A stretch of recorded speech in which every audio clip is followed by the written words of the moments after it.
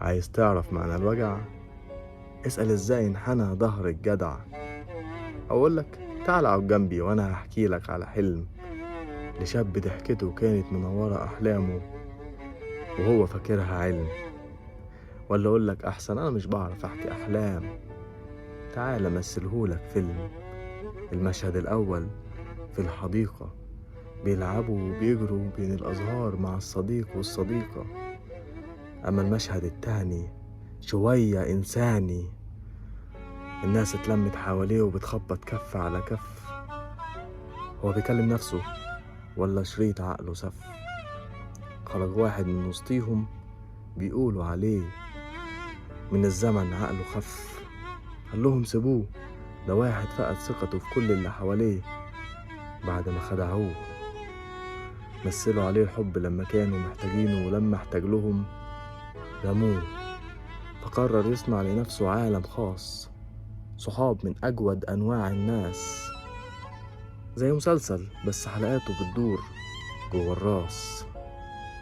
يملى وحدته ويعمر دنيته وهو عارف إن بيضحك على نفسه من الأساس. في أول حلقاته بيكون متحمس ومبسوط، بيلعب ويتنطط زي بطوط. بس في آخر حلقة بيبتدي يفوق وهو بيخطرف بحكاوي عن صحبة وعشرة.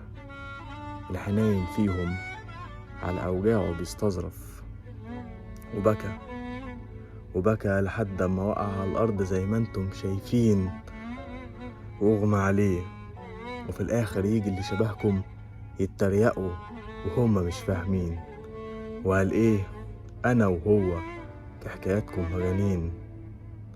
المشهد التالت وهو بينكتب دموعي سالت.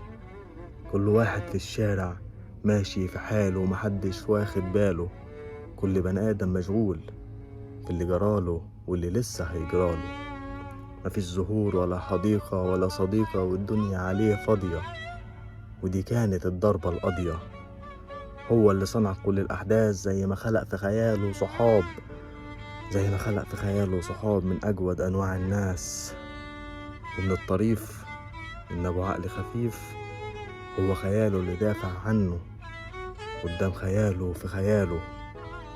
والحقيقة الوحيدة إن من وقتها في حالة إغماء، وضعه الصحي تدهور وساء. التشخيص الطبي هو نفس الدواء، بيعاني من نقص حاد من فيتامين اسمه الأشخاص الأوفياء. ومحدش عارف إمتى هيكون الشفاء.